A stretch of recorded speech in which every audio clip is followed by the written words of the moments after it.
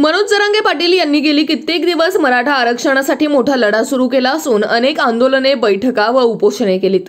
त्यांच्या या कृतीमुळे सरकारही अगदी बेजार झाले असून आरक्षणावर कोणताच तोडगा न निघाल्याने शेवटी त्यांनी मुंबईला धरणे आंदोलनाचा दिलेला इशारा पाळत 20 जानेवारी 2024 पासून अंतरवाली सराटी ते मुंबई मोर्चा काढला असून लाखोंच्या संख्येने मराठा बांधव मुंबईला निघालेले आहेत। नगर मार्गे पुणे व पुढे पिंपरी चिंचवडहून मुंबई अशा मार्गात जागोजागी त्यांच्या नियोजित सभा आहेत। त्याच पार्श्वभूमीवर पुणे जिल्ह्यातील शिरूरच्या घोड नदी पुलाजवळील 17 कमानी पुलाजवळ त्यांची 23 तारखेला नियोजित भेट संध्याकाळी 4 ते 5 वाजण्याच्या दरम्यान होती।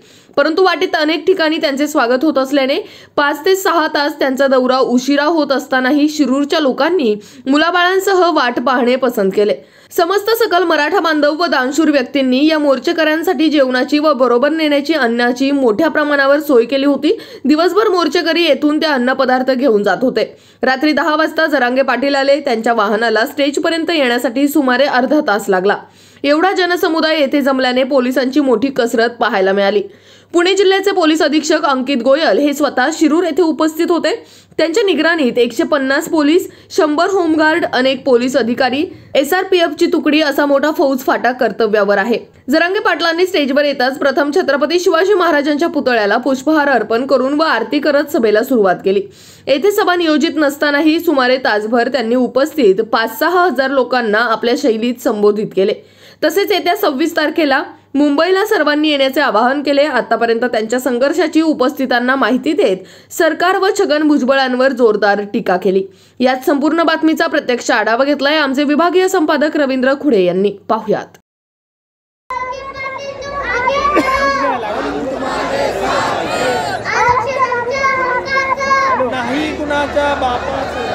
मराठा योद्धा जरांगे पाटील शिरूरच्या 17 कमानी पुलाच्या ठिकाणी आलेले आहेत। त्यांचं जंगी स्वागत केलेलं आहे। 5,000 पब्लिक, 5 ते 6,000 पब्लिक अजिबात खूप जोशामध्ये आहे पब्लिक आणि त्यांचे आगमन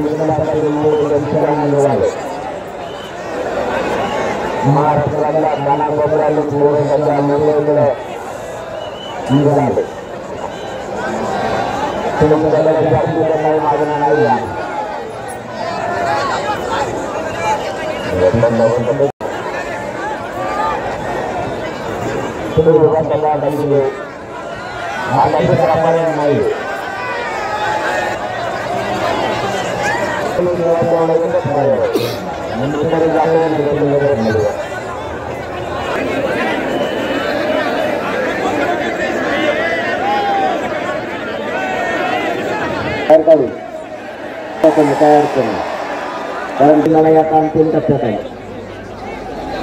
थोड्यात गुंतलंय आरक्षणाचा विषय. आता सरकारनं मला गोंधळ केला ना, मला जमतच नाही. आरक्षण आहे तुम्हाला आहे का नाही? मग गप्प सरकार तुम्हाला झाला पिढ्या वाटलं पोरांचे कवर गोंधळ घालता. तुमच्या ह्या असल्या गोंधळामुळे, तुमच्या ह्या असल्या चालीमुळे जातपुरी बुडाला टेकायची वेळ आली.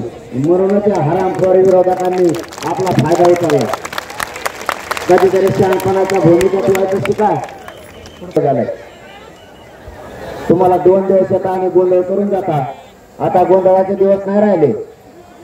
आता पोरं जर प्रगती करण्याचे असले तर आपल्याला शहाणपणाचे भूमिका घेऊन स्वतःच्या लेकरासाठी लढायचं शिकावं लागणार. मी कमराला पट्टा बांधून येईल. तुमच्याकडे माझे शहाणपण सांगायला नाही आलो. एका महिन्यात 26 दिवस उपोषण केलं. माझं शरीर सुद्धा मला साथ देत नाही, पण या जातीसाठी मी माझ्या जीवाची पर्वा नाही करत. या जातीतले लेकरं मोठे व्हावेत, माझं कुटुंब सुद्धा मी बाजूला सारलं. आजकालच्या दुनियेत अगोदर कुटुंब आणि नंतर जनता असं बोललं जातं. लोकांच्या नंतर बघू, अगोदर माझं कुटुंब. मी तसं नाही करत. मी माझं कुटुंब बाजूला सारलं आणि या समाजाला माझा परिवार मानलाय आणि मी शेवटच्या श्वासापर्यंत या समाजासाठी लढायचं पण उचललाय. मी माझं आयुष्याच्या समाजासाठी अर्पण केलं. मला काय वेदना होत्यात हे फक्त माझ्या गाडीतल्या लोकांनाच माहिती. बोलायला खूप सोपं असतं, करताना किती त्रास आणि किती वेदना आहेत. मला डॉक्टरांनी सांगितलं तुम्ही आता आराम करायचा, तुम्ही नाही फिरायचं. मी रातपाठ एक करतो, रातपाठ. हे भाषणात बोलायला सोपं असतं, पण प्रत्यक्ष कृती करता वेळेस शरीराला काय वेदना होत्या त्यालाच माहिती. रातपाठ कोण एक करत असतं माहिती आहे तुम्हाला? राजकारणी. तो दारात येईन, आपलं कवडवाजी माझ्याकडे बघ म्हणून काय बाबा करतो माझ्याकडे. इथं आमच्या पोरांच्या पुरं वाटोळ घालून तुझ्याकडे कवर बघतो. मी रातपाठ एक करून मराठा समाजात जागा करतो का स्वतःच्या पोरासाठी जागेवर. बापदादा मराठ्यांनी केलं. इकडे कोपऱ्यातून अजिबात आवाज नाही आला पाहिजे. आता जे जे पक्ष झाले त्या पक्षातल्या सगळ्या पक्षाच्या नेत्याला मोठं करायचं काम आपल्या बापदादाने केलं. तो आपल्या जवळचा आहे, आपल्या कधीतरी कामाला येईल म्हणून त्याला मोठं केलं. आज आपल्या लेकराला गरज लागली आरक्षणासाठी मागणी करायची, ती अधिवेशनात एकही आमदार आणि मंत्री आपल्या बाजूने नाही बोलला. बोलला तो 50% वर घ्या खाली घ्या, त्याच्या सोयीनुसारच बोलला. त्याला कोणी बोलायचं सांगितलं? आमची जी मागणी ते बोलायचं सोडून तुम्ही दुसरी मागणी केली कशी? महाराष्ट्रातल्या मराठ्यांना ओबीसीतूनच आरक्षण मिळायला पाहिजे ही मागणी आहे.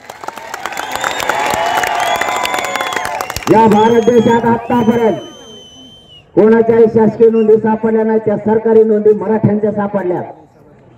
भारत देशात ज्यांना ज्यांना आरक्षण दिलं त्याची एकाची ही शासकीय नोंद सापडली नाही. तरीही त्यांना 1967 ला आरक्षण दिलं आणि मंडल कमिशननं सुद्धा 90 ला दिलं.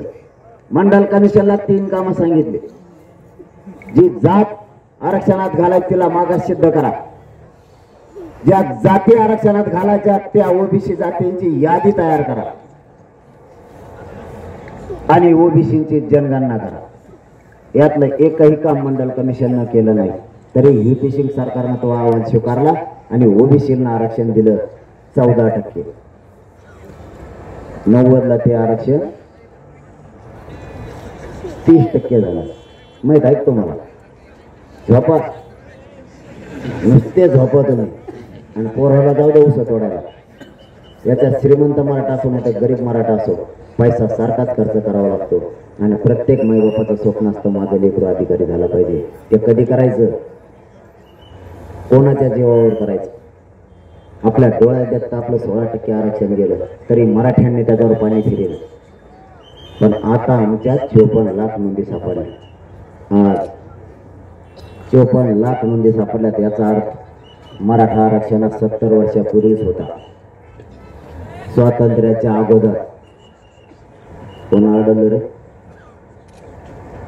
विदर्भात खानदेशात आणि पुन्हा मराठवाड्यात म्हणजे ते एकटाच सगळा महाराष्ट्र देते बरोबर आहे चूक सांगत होतो. म्हणून सगळे सोयरे गणगोतातला सगळा सोयरा शब्द घ्यायला लावा. त्यांनी असं उलट केलं. त्यांना वाटलं मी येड आहे का नाही, मी बारीक नाही दिसत का कसला गण दिसतो. त्यांना वाटलं मी येड कुठंच आहे. त्याने अगोदर अध्यादेश काढायचा व हुकूम काढायचा ठरवलं गणगोताचा म्हणजे सगळ्या सोयऱ्या शब्दात आले माझ्याकडे असे कानाकाना येते ते त्याला इमानच यायला फुकटच यायला. मला व्यासपीठावर बसायच्या आधी माया घेऊन बसतो इतके लवकर येते. म्हणजे सगळ्या सोयऱ्यांची व्याख्या घेतली. आता तुमचं काम झालं. यायला म्हणलं तुम्हाला उलट कोण सांगितलं रे. आम्ही काय सांगितलं आधी 54 लाख नोंदी मिळाला त्याचे प्रमाणपत्र द्यायचे. जर आता त्याचे प्रमाणपत्र दिलं तर सोयऱ्याचा फायदा होईल का नाही. आधी सोयऱ्याचं दिल्यावर त्यांनी का कागद घेऊन हिंडायचं वावरा नसतं. त्याला ज्याच्याकडून घ्यायचं ज्या सोयऱ्याकडून घ्यायचं त्याची नोंदीची त्याला प्रमाणपत्रच नाही दिलं. म्हणजे यांनी असं उलट केलं. एखादा शेतकरी असतो मायासारखा तुमच्यासारखा नाही म्हणून पण मायासारखा. समजा एखादा शेतकरी ठरवतो मला शेती बागायती करायची. मग आधी वेळ खांदा लागला मोटर आणून लागला. वेळ खांदा लागला पण लागला मोटर आणला येईन आधीच मोटर आणून ठेवली का त्याला टाकी दो मातीत टाकत होती मोटर पुढे टाकी दो. अगोदर 54 लाख नोंदी द्या. त्याचं प्रमाणपत्र वितरित करा आणि त्याच्या परिवाराला द्या. 2.5 कोटी मराठी जर आरक्षणात गेले तर सगळे सोयरे राहिलेले सगळ्या मराठ्यांना आरक्षण मिळते. आणि मी मराठ्यांना शब्द दिलेला आहे शेवटच्या मराठ्यांना आरक्षण मिळेपर्यंत मी हटणार नाही. घेऊन मी मराठ्यांना माझ्या मायबापाला शब्द दिले आणि मी या समाजाला मायबाप मानले. मायबापाशी गद्दारी करणारे पैदास माझी नाही. मॅनेजर होत नाही आणि फुटत नाही. कारण मला काय पैसे लागत नाही. पैशाचा मग कवाच जमला पदाचा मला जमत नाही. मग ते म्हणले आरक्षणच द्यावं लागत. कारण आपल्याला पैशाचं आपलं जमत नाही कवा. कारण कवा फोन लावला की आपल्याला कर्जच असतं. आपल्याला दुसरा फोनच येत नाही कर्जच येतो. कवा देतो तेवढं म्हणलं आल्यावर देऊ त्याला म्हणतो येतच नाही द्या देऊ. कारण मी कमीतच नाही काही. जन्मल्यापासून समाजासाठी जीवन अर्पण केले आणि मरेपर्यंत समाजासाठी. सरकारने तुमच्या ताकदीच्या जोरावर खरं सांगतो मी तुम्हाला माझ्याकडे हत्ती केली. माझ्याकडे मंत्रीच येत नाहीत. आता आले तरी दरबारी बदलून येते. तुम्ही टीव्हीला बघा ना तुमच्याकडे टीव्ही आहेत का बघ. आणि मग हा तरी म्हणा ना तुम्ही असं आता लागायचं काम नाही राहिलं भाऊ. असे मराठी एक झाले दुसरे एक झाले तरी बऱ्याच जणांचे पातळ झाले. त्यात मी असा नमुना लागला यांना माझ्याकडे बारी नाही येतात बदलून आणि मी काता कच घोडेला येतो.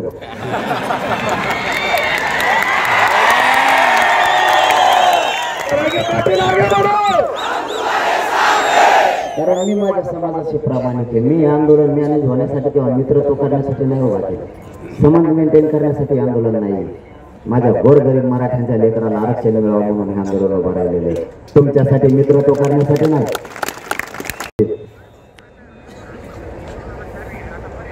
दुसरं आला की ते म्हणतो तुमचं काय ठरलं होतं मला माहितच नाही. म्हणलं मग उभी बदलून का झाले तर 4 वेळेस आले 4 वेळेस बदलूनच आले. आणि आपले पोट्याला बेकार होते मराठीचे ते सांभाळणं म्हणजे लय कसरत आहे. लय बेकार झाले. मी 17 तारखेला बैठक घेतली महाराष्ट्रातली. मी म्हणलं भाऊ एक फाईट इथेच आणू आपण इथंच एक आंदोलन करून बघू. नाही म्हणलं कसं नाही जमायचं. मुंबई म्हणा म्हणलं मुंबई चलो काय करू मग आता. बरं मग गप्प बसवून आता 20 तारीख ठरली का नाही. गप्प नाही बसली. त्या सोशल मीडियावर कुणी टाकलं आणि कुणी नाही काय माहीत. सगळ्या महाराष्ट्रात व्हायरल झालं. कोण मुंबईला मसडी घेऊन निघालं कोण नाही काही मिळत लागा. ते सरकार घालून त्याला का मला फोन करायला भाई ते मुसडी घेऊन येणार का म्हणलं मी केलं टाकलं चालीच्या. बरं गप्प बसायचं तर गप्प बसले नाही. त्या मुसडीवर उलट तोंड करून बसले तर फोटो टाकले. आणि एका मुसडीवर 4 बसले असा फोटो येते. ते म्हणतात होय मुसडीवर किती लोक बसतात म्हणलं ते बी मला माहित नाही. त्यांना दिसत त्यांना आम्ही किती संख्येने येतोय हे धाक नाही. आणि आपण त्यांना काही मागितलेलं बी नाही. आपण म्हणलं त्यांना आरक्षण बी देऊ नको, आम्ही आमचं सगळं खायचं प्यायचं घेऊन येतो, तेवढी एकच व्यवस्था कर.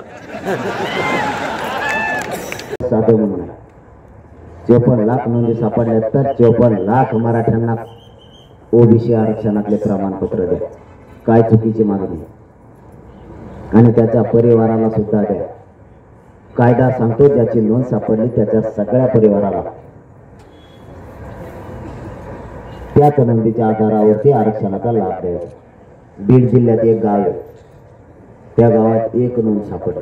फक्त एका नोंदीवर 250 लोकांना प्रमाणपत्र मिळाले, एका नोंदीवर. आणि त्याच्या गावाची लोकसंख्या 250 आहे. तेवढेच लोक आहेत त्या गावात, पूर्ण गावच घेतलं जाईल एकाच नोंदीवर. मग 54 लाख नोंदी मिळाल्या, एका नोंदीवर 4 लोकांचा फायदा होतो.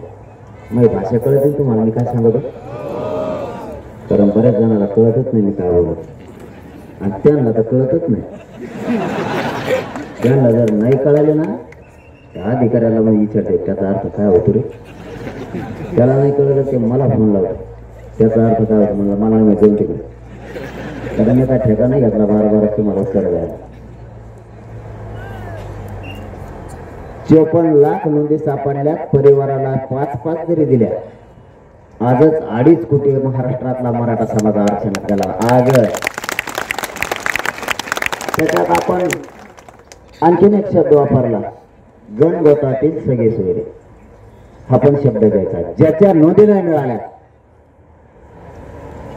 त्याला त्याच नोंदीच्या आधारावरती द्यायचं त्याचा सोयरा म्हणून. उदाहरणार्थ आता एखादी नोंद शिरूरची सापडली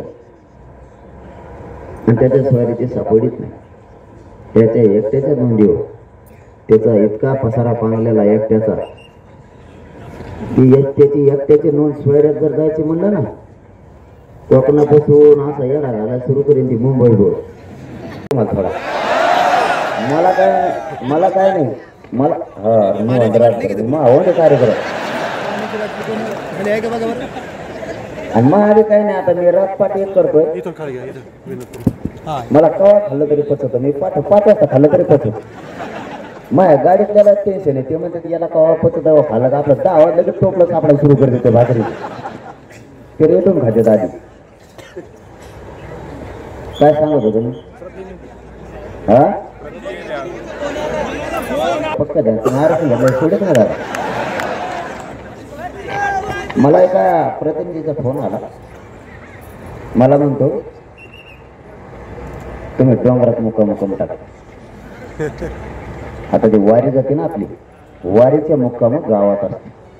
आता ते थोडे लोक असतील, आता आपल्या सगळं 2-2 कोटी लोक आहेत, आणि यांचा ते म्हणजे गावात कमी टाकला आणि गावात जर मुक्काम टाकला आणि हे जर पाठ भिताडाच्या कडेला बसले, गावात गेलं करायला 6 महिन्या गावाला सुचून काढेल. म्हणलं मग डोंगरात कमून मुक्काम टाकलं, थोडं जर बघायचं असलं का आणि पुढे गेलं तू मागं येऊन अयो ते म्हणलं यासाठी मुक्काम आहे का डोंगरात. म्हणलं हा, तर आपले सगळे मुक्काम डोंगरात आहे, तुम्ही मोजून बघा मग. आणि म्हणलं मुंबईत आल्यावर म्हणलं तिथं जागा मिळेल तिथं. त्याच्यात हे पोट्टे असे खराब आहेत ना हे मराठीचे, हे ते सोशल मीडियाला लिहून टाकी, ते मंत्र्याचा बंगला बघायचा, मंत्र्याचं घर बघायचं, मंत्री कोणत्या गादीवर झोपत ते बघायचं.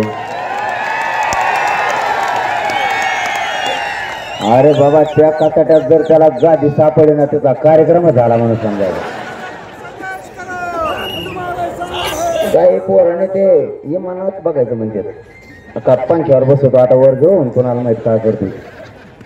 मला का असा धाक पाडा, मी उपोषणला बसलो रे, दिवसात माझ्या जवळ बसून राहते का रस्ते सगळे मुंबई हिंडून येते का ते हिरोचे बंगलेच बघायचं म्हणजे. मी सरकारला सांगितलं होतं अविनोद नाही, ही चीड आहे मराठ्यांची. आमच्या पोरांचं 70-80 वर्ष वाटलं झालं, ही चीड आहे मराठ्यांच्या मनात. मराठ्यांनी सध्या राजकारण सोडून येत आहेत, ताकदीनं मराठा आरक्षण जिंकण्यासाठी मैदानात उतरले.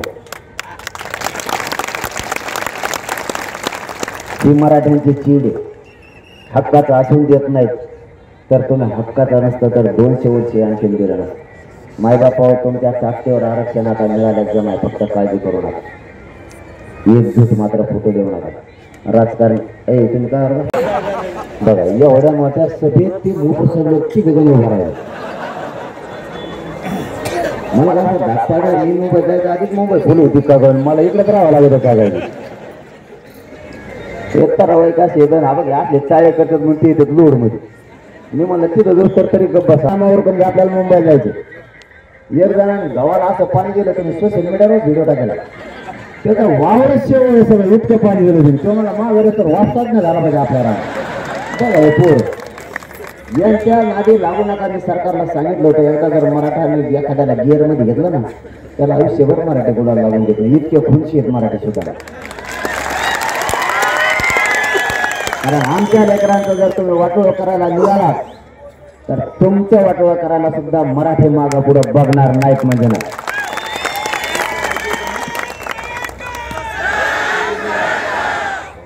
आपण 70 वर्षात जे आले ते इतका मोठा झाला की त्याचे पोरं परदेशात शिकायला गेले. इतका श्रीमंत झाला तो की त्याच्याकडे गाड्या घोड्या घर बंगले सगळं आलं. आपण शेत्या करू बेजार झालो नोकऱ्या करू बेजार झालो. नोकऱ्या करणारे पोरं शिकित येत आपल्या पोराला नोकरी लागा म्हणून आरक्षणामुळे त्याला मिळाला. सगळे सारखेच एकाच रेंजमध्ये आलोत आपण. मग त्याला ते साहेब ज्याला मोठं केलं तुमच्याकडे असं नाही का मी सगळ्या महाराष्ट्रातल्या म्हणतो आणि तुमच्याकडे असलं तरी मी देतं बी नाही त्याला मग असं मी तुम्ही मी माझ्या मराठ्याच्या जातीच्या बाजूने मला जातीपेक्षा कोणाला काही समजत नाही मला गरज नाही कोणाची. माझा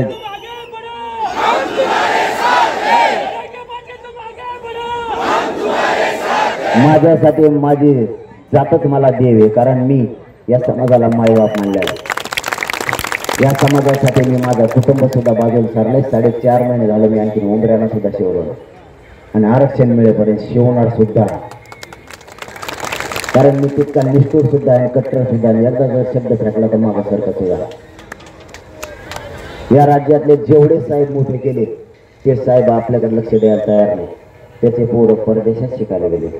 माघारी आल्यावर आपण त्याला भैया म्हणायला लागलो त्या साहेबाच्या पोराला आणि ते आपल्या पोराला नाम्या तुक्या म्हणजे खरं आहे का नाही. आणि आपण त्याला भैया म्हणतो. मावशी हो तुम्हाला काम सांगू बाबा तेवढं करा तुम्ही. मी हा इकडं पक्का तुम्ही काळजीच करू नका. आणि हे तुमच्या पुढं नाही मला चांगलं माहिती तुमचं यांचा खटका तुमच्या जवळ आहे. आणि हे नाही त्रास मी आहे तुमचा भाऊ तुमच्या बाजूने मी त्यांना सुधारून त्यांना आत्ता पिऊन टाकतो. फक्त उद्यापासून एक काम करा तुम्ही. आता हे घराच्या बाहेर चालले की आधी विचारायचे तुम्ही पुढे करायला. हे जर म्हणले का साहेबाच्या बायाकडे चाललो ते टंगडा बांधून घरात बायांना साहेबाच बाया मरू दे म्हणा तिकडे. अगोदर आरक्षणाचं बघायचं. आरक्षण मिळालं तुम्हाला जे राजकारण करायचं करा. त्यावर मराठ्यांनी पक्ष नेत्यांनी त्या कोणालाच विचारायचं नाही. अगोदर आपले लेकरं मोठे होण्यासाठी संघर्ष करायचा आणि त्याच्यासाठी मी तुमच्या जीवावर बाहेर पडलो. पुन्हा एकदा आपल्याच पोराचे वाटवलं आणि अशी संधी मराठ्यांना पुन्हा नाही येणार. या संधीचं सगळ्यांनी आता सोनं करा. एक जीवाणार हा सगळे. आता तुम्ही राजकारण करू नये या मताचा मी नाही. तुम्ही अवश्य करा पण ती वेळ आता नाही. ती वेळ आता नाही. आता आपल्या लेकरांसाठी लढायचं. आपल्याच गाड्या जातात सारख्या त्या गाड्याने ते परेशान. आता त्याच्या पुलावरच बसले तुमच्या लिहायला लिहा कवरच गाड्या होतात काय म्हणजे तो तिथे मोदी त्याला मुंडकं खाली करून लिहू शकलं की 4-5 निघून जाते कवर काय म्हणजे तर त्या माणसाचं काय सोडणार तर भले लय मोठे बसले वह्या पेन त्यांच्या तराची वेगळी चेपणे लावलेली आणि ते लिहायचे. आता वर बघितल्यावर एक गेली खाली एक तर लिहावं लागेल का नाही निघून जाते. काय गणित करतो मराठ्याचं. आता गणित करणारा झोपलाय घरात. आता गणित करणारा सुद्धा घरात झोपला. आता ते म्हणतात आपला कार्यक्रमच केला येईल कारण त्याला मी बारीक वाटत झोपायचं एवढ्या गेडपट नाही तेवढे एकटाच राहिले.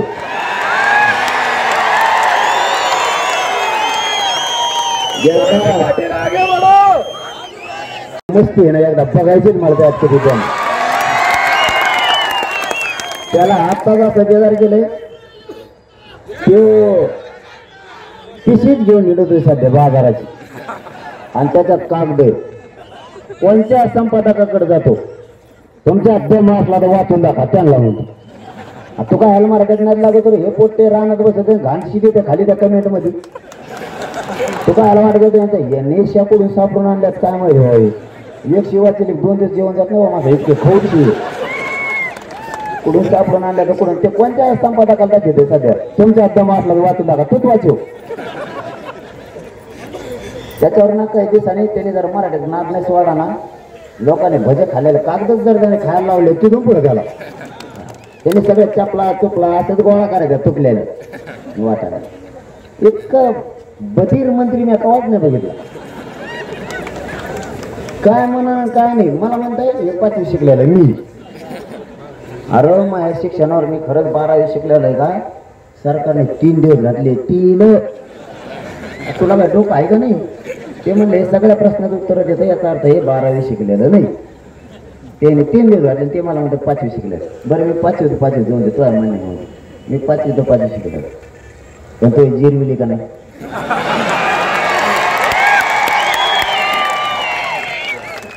आणि तू जर एवढा हुशार होता तर मग जेलला गेला का. बट खरं बोलू तुम्हाला तेवढं ऐकलं आवडत ते.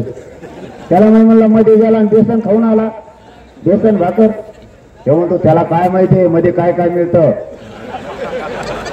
मध्ये बेसन भाकर कांदा मिळतो मग काय बोलली भर. जर काही युद्ध जिंकून आला एखादा गोड कांदे मिळाले त्याचा त्यांना उलटा सुलटा कार्यक्रम केला. तुम्ही फक्त असं एक युद्ध पुढे जातीचं जर कोणी वाटा गेलं ना त्याचा उर्वाच कार्यक्रम नीट करायचा फक्त ते नियर देत. मग त्या कोणी असू द्या मराठ्यांनी एक नाही आले पाहिजे याच्यासाठी खूप जणांनी देव पाण्यात ठेवले होते. खूप जणांनी मराठी जर एकत्र आले तरी जात एवढी प्रगत होईल आणि कोणापुढे हात पसरायची यांना गरज नाही लागणार. आणि तुम्हाला विनंती करून सांगतो तुम्हाला इथून पुढच्या काळात कोणापुढे हात पसरायची गरज नाही. फक्त आरक्षण मिळून द्या. तुमचे लेकरं मोठे झाले तुम्हाला कोणाच पुढे हात पसरायची गरज नाही. कोणाच्याच पुढे हात पसरायची गरज नाही. फक्त एवढं आरक्षण मिळून द्या. आयुष्यभरासाठी या लेकरांचं कल्याण होईल त्याच्यासाठी हा संघर्ष सुरू आहे. आणि दारू येत असले तर तेवढी एक सोडा. 2 गोष्टी जर मराठ्यांनी केल्या ना आयुष्याच्या लेकराला आरक्षण मिळून द्यायचं आणि व्यसनापासून लांब जायचं. जगाच्या पाठीवर प्रगत जात म्हणून मराठ्यांचीच असणार लक्षात ठेवा. नेताना 9च्या पुढे रात्री 9 वाजण्या हातात हात द्यायचं बंद केला. हात धरला सतत फोटो मग हेच कधी मलाच गोडी लागली.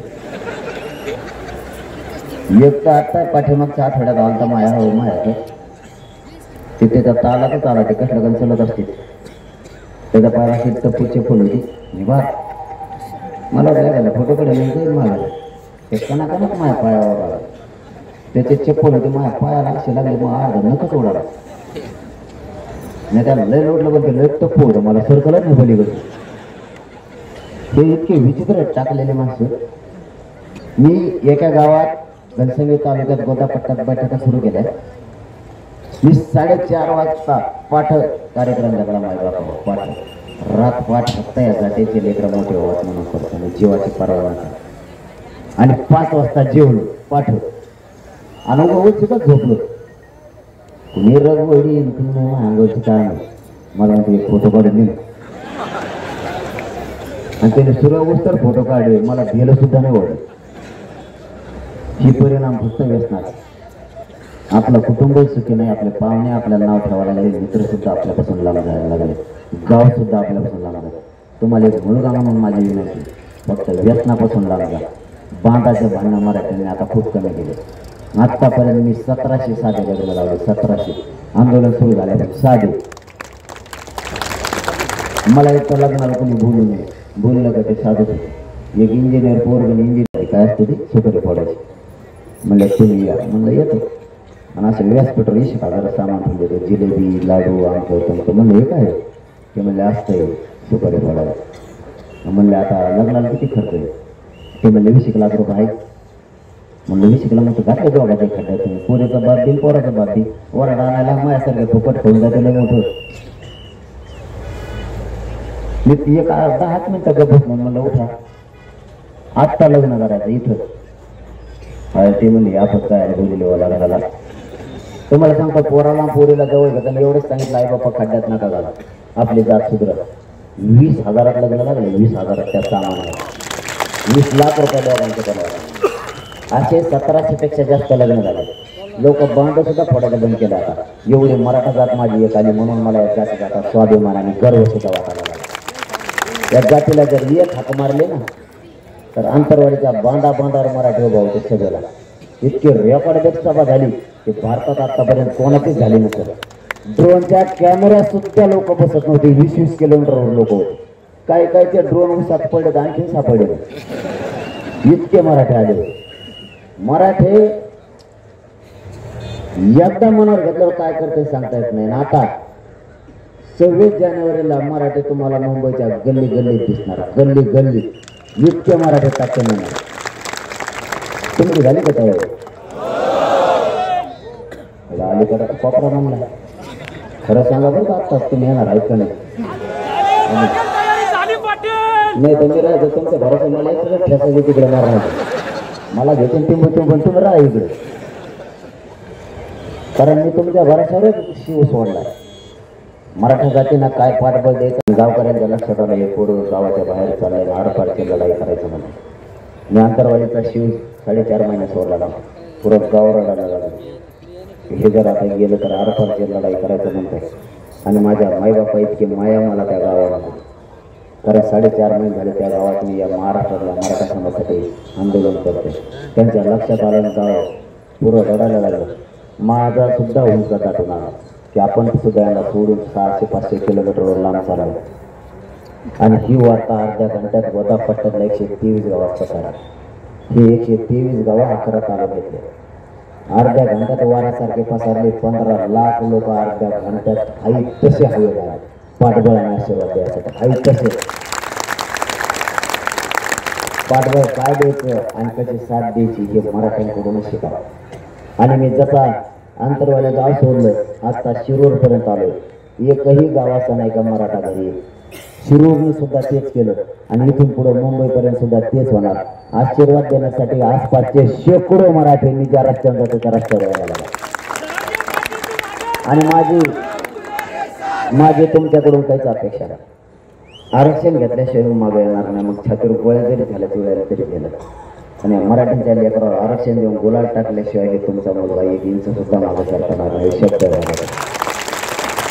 फक्त तुम्हाला एकच विनंती माझी, जर तिकडं पोरांना काही त्रास द्यायचा प्रयत्न केला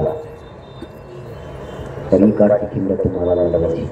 मुंबईचे खिंड आम्ही लढवतो. आतापर्यंत मी बीडच्या सभेत सांगितलं होतं. बीडला इशारा सभा घेतली आपण. त्या सभेत सांगितलं होतं की माता माऊल्यांकडे काम दिलं. आम्ही सगळे मुंबईला जातो. आम्ही आरक्षण घेतल्याशिवाय माघारी नाही येणार. जर पोरांना त्रास झाला तर मागची खिंड माता माऊल्यांनी लढा. बीडसह महाराष्ट्रातल्या सगळ्या महिलांना त्यावेळेस आव्हान केलं होतं की सगळ्यांनी पाठीमागची खिंड लढा. सांगल फक्त तेवढंच करा, काहीच करायला गेलं. मुंबईला जाणारे मराठी नुसते तिथे मांडी जरी घालून बसले तरी दुसऱ्या दिवशी सकाळीच मराठ्यांच्या हातात आरक्षण पडलंच म्हणून सांगा. नुसत्या मांडा घालून शांत ठेवलं. आणि पाठीमागच्या माता माऊल्यांनी जर तिथल्या पोराला काही त्रास दिला, भलं तुमचं त्यात पोरग नसल किंवा असल मला नाही माहीत, पण गेलेल्या पोरात तुमचंच पोरग बघा आणि त्याच्या पाठीशी उभा राहा. ते पोर आरक्षण घेतल्याशिवाय माघारी नाही येणार. तुम्ही फक्त त्यांना जर त्रास दिला तर एकच काम करा, एवढ्या वेळेस आरक्षण पोरांना मिळेल. जिल्ह्यातल्या एक माता माऊली जर रस्त्याला निघायला लागली तर पाठीमागे लाखांना तयार होणार आहेत. फक्त पुढं निघणाऱ्या पाहिजे. तुम्ही फक्त मागे एकच काम करा, तिकडं पोराला जर काही त्रास दिला, इकडे सगळ्या महिलांना उठायचं. ते पक्षाचा कोणता असतो, आमदाराच्या मंत्र्यात दारात घेऊन बसा. काहीच करायचं नाही, नुसतं त्याच्या दारात घेऊन चौकून बसायचं आणि त्याला 2च शब्द विचारायचे. तू इकडे निवांत झोपला म्हणायचं. तिकडं आमचे पोरं आरक्षणासाठी गेले आणि ते तिथले मंत्री आमच्या लोकांना त्रास द्यायला लागले. तू फक्त त्यांना फोन करू सांग, त्रास देऊ नको आणि फक्त पायातल्या हातात घ्या, हाणून फिरून नका. ते 2 महिने दार नाही उघडायचो, बाहेर सुद्धा नाही येणार. मी असं म्हणलं नुसतं व्यासपीठाच्या खाली आलो म्हणून तर चाललंय काही नाही. मी समाजाला मायबाप मानलंय, माझं कुटुंब बाजूला सोडून सारलंय. मी या समाजानं मला कोणतंच माया कमी नाही पडू दिली आणि मी यांच्या जोरावर तिथं चाललो. मी मराठीकडे झालेलं बघायचं, कारण हे आरक्षण केंद्रापर्यंत आहे. त्यामुळे मी व्यासपीठावर खाली उतारलो बीडच्या आणि नुसतं बसलो. माता मावल्या आल्या ते म्हणे, दादा तुम्ही जर मुंबईला आहेत मागं नुसता त्रास द्या, एका चपलीत तुतार फोडी दिली. म्हणजे माता मावल्या सुद्धा इतक्या ताकदीने आल्या, कारण महिलांना कळालंय आपल्या लेकराचं हित या आरक्षणाचे आपल्या लेकरं याच्यामुळे मोठे होणार. म्हणून आपला समाज एकवटला. आता एकवटला तर एकजूट फुटू देऊ नका. जाताना तुम्हाला एवढंच सांगतो, मी तुमच्यात असं नसेल मला नाही माहीत, परंतु माझी जात खूप दिवसांना एकत्र झाली. एकजूट फुटून देऊ नका, एवढी जबाबदारी माझं सांभाळा. मात्र मी आता माझं हाताला तयार आहे. काही झालं तरी मी एक इंच सुद्धा आता माझं न सरकारचं ठरवलं नाही. मी उद्या तुमच्यात असं नसेल मला माहिती नाही, की विचार सुद्धा मरू देऊ नका आणि जात मात्र कधी तिच्यात आता फूट पडून देऊ नका. एवढी जबाबदारी तुमच्या खांद्यावर राहू द्या. कारण हे लेकरं खूप यातना सहन केल्या. एका टक्क्यानं जर लेकरं हुकलं ना तर घरापर्यंत रडत यायला लागलं.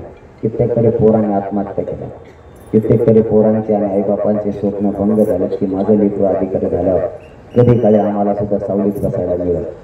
पण ते स्वप्न सुद्धा आरक्षणानं पुरे रात्रांगोळी करून टाकली. आता हा लढा आपण जिंकत आला. आता हे शेवटच्या टप्प्यात आहे. ही लढाई जिंकायची मायबापावर. फक्त या जे पोरं तिकडं आज मुंबईकडे चालले ते तुमचे लेकरं म्हणून चालले, यांच्या पाठीशी ताकते नाहीत ते उभा राहा. ते आता इथं जमलेले जे लोक आहेत यांनी पुणे जिल्ह्यात वार्ता पसरा की आपल्याला शांततेत, परंतु पुऱ्या जर तिकडं काय त्रास झाला तर मुंबईच्या गल्ली गल्लीत मराठी असणारच आहेत, पण महाराष्ट्रातल्या रस्त्यावर फक्त आणि फक्त मराठेच दिसल्या पाहिजे या ताकत्यानं रस्त्यावर.